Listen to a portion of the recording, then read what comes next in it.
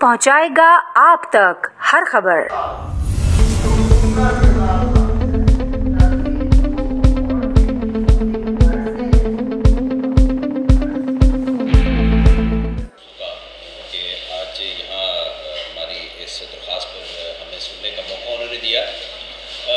अर्ज़ ये है कि आज पूरे मुल्क में अक़लियतों के हवाले से कौमी दिन का जो एक दहाई पहले जो है उसका एहतमाम किया गया था।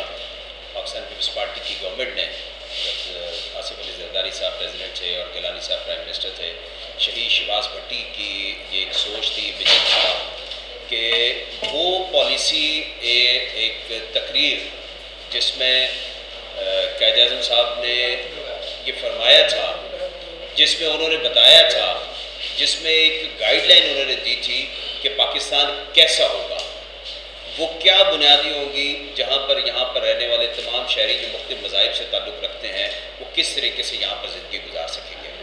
जायद और मैं शुक्रिया अदा करता हूँ कि आज ये प्रोग्राम रखा गया और मैडम नुज़रत ने भी जो इसमें शिरकत की है और तमाम मुसलमान जो हमारे जर्नलिस्ट बैठे हुए हैं, और मैं कहता हूँ कि हमारी आवाज़ को सही अपने इदारों तक ऊपर तक पहुँचाएँगे।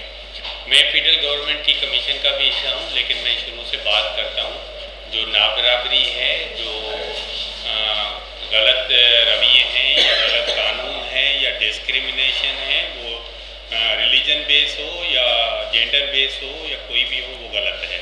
पाकिस्तान के आइन में ये लिखा गया है 25 नंबर आर्टिकल में, you are all equal citizens, लेकिन आगे चल के वो लिखा गया है 73 के कॉन्स्टिट्यूशन में कि doctor Jaipal is not eligible to be the president of Pakistan. एक जगह एक कानून लिखा गया है, दूसरी जगह दूसरा कानून लिखा गया है, और दूसरा उससे आगे चलकर हम आते हैं तो 18वीं तरमीम में दोबारा लिखा जाता है, पता नहीं क्यों ज़रूरत महसूस हुई कि non Muslims are not eligible to be the prime minister of Pakistan, chief justice of Pakistan, chief election commissioner of Pakistan. ये क्यों लिखने की ज़रूरत है? और वो लिखा गया किसने? रज़ा रब्बानी साहब उनके चेयर कर रहे थे। मैं हमारी पार्टियां भी, तमाम पार्टियां थी, भले पीटीआई भी उसमें शामिल थी, लेकिन नहीं होना चाहिए।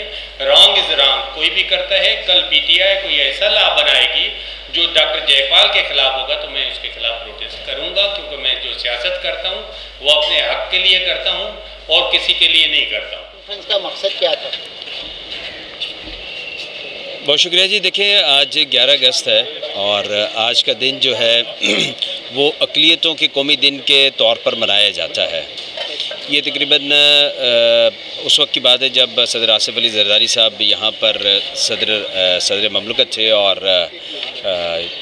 यूसुफ रज़ा गिलानी साहब प्राइम मिनिस्टर थे और शहीद शहबाज भट्टी साहब ने ये इनिशिएट किया था।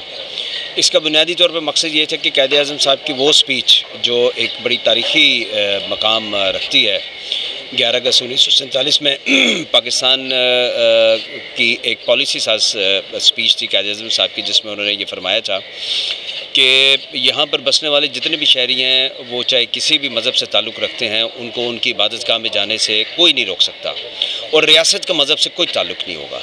इस बात को जब हमने हालात और वाक़यात के तनाजुर में देखा कि ये उस तरीके से प्रैक्टिस में नहीं है, तो फिर पाकिस्तान पीपल्स पार्टी की गवर्नमेंट ने शहीद शहबाज भट्टी की क़यादत में, जब वो चूँकि वो उस वक्त मिनिस्टर थे माइनॉरिटीज़ के, इस बात को यकीनी बनाया कि कायद-ए-आज़म साहब की तकरीर को तजदीद अहद के तौर पर हर साल मनाया जाए।